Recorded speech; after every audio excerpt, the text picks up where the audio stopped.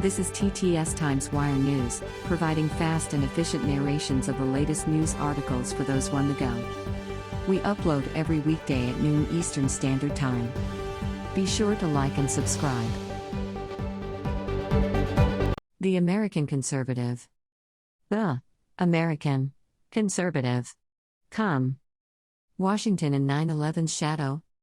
The site of a less lethal if more mysterious attack, America's capital city remains the forgotten stepsister of September 11. September 13, 2021, 12:01 a.m. Curt Mills. Before our present age of conspiracy, I had a friend who had a peculiar party trick. As college kids home from school filed in, my friend would make sure all were refreshed and then ask the question on the tip of everyone's tongue, so, 9/11. Firing up YouTube and Loose Change, the controversial conspiracy film, it wasn't exactly an icebreaker beloved by all. But if it was going to work anywhere, it was there, in the suburbs of Washington, D.C. 20 years on, the capital city remains the secondary site of the September 11, 2001, terrorist attacks. The Pentagon, America's military nerve center and the world's largest office building, was struck, killing 189. United Airlines Flight 93, wrestled back from its hijackers and crashed by Americans who knew the score from New York, crashed in Pennsylvania. Its target was Capitol Hill. A total of 13 passengers made 37 phone calls, the group Friends of Flight 93 reports. Through their phone conversations, they learned of the first two attacks, and subsequently took quick action.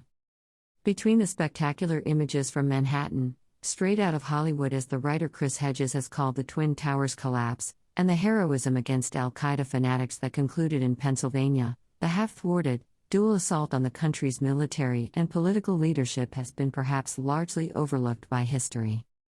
While millions watched the second plane collide with the South Tower live on television, it would appear only one, grainy security camera clip exists of American Airlines Flight 77 barreling into the west side of the Pentagon at 9:37 a.m. that morning.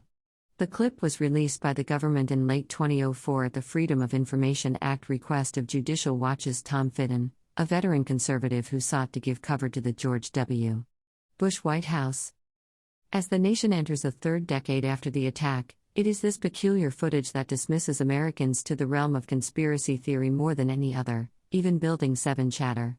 A quick scan of the YouTube comments tells the tale. Looking back, it's pretty absurd that was a plane being so thin and looking like a Tomahawk cruise missile, retorts one commenter, among countless. I don't believe in this line of thinking, but as President Biden, the fourth occupant of the Oval since the attacks, works to finally declassify what is known about the Kingdom of Saudi Arabia's relationship to the attacks, it is hard to shake the feeling that it is in Washington, and not in New York or Pennsylvania, where the most paranoid energy around the day remains.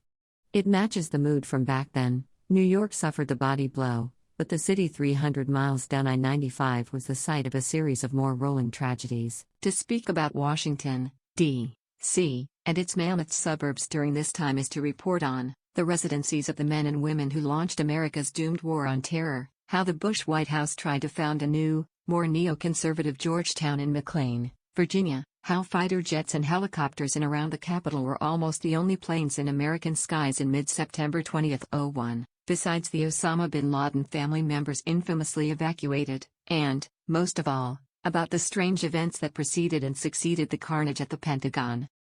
Kicking off the Bush years was the February 2001 arrest of Robert Hanssen, an FBI agent who had surreptitiously passed info to the Russian state since the Carter years. An arch-conservative Catholic, he was arrested at Foxstone Park, a local famous spot in Vienna, Virginia, and also his dead drop locale. Himself a sexual deviant of a sort, Hanssen's hypocrisy and duplicity presaged the tidal wave of trouble that befell the church in the early 2000s. Aptly, when Hanssen was apprehended, he is purported to have said, "What took you so long?"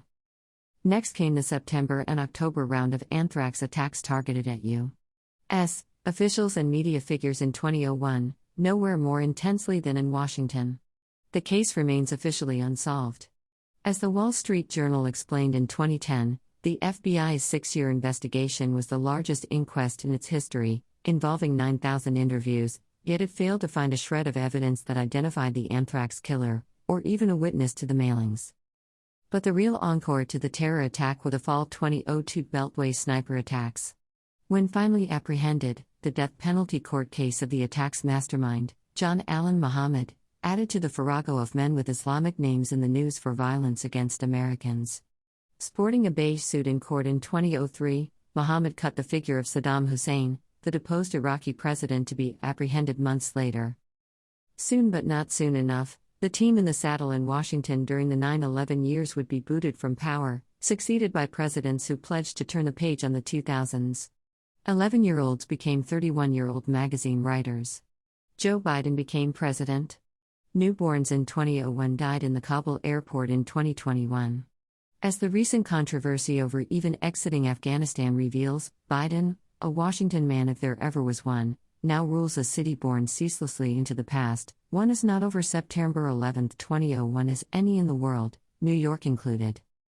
Curt Mills is a contributing editor at The American Conservative, where he previously served as senior reporter. He specializes in foreign policy and campaign coverage and has worked at the National Interest, U.S.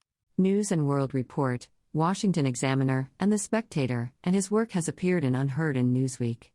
He was a 2018 to 2019 Robert Novak Journalism Fellow. Copyright 2021 The American Conservative, a publication of the American Ideas Institute. The American Ideas Institute is a nonprofit, nonpartisan 501c3 organization based in Washington, D.C.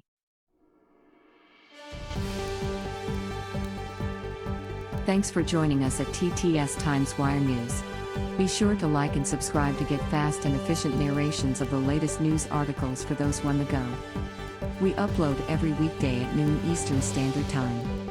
See you next time on The Wire, and be sure to like and subscribe.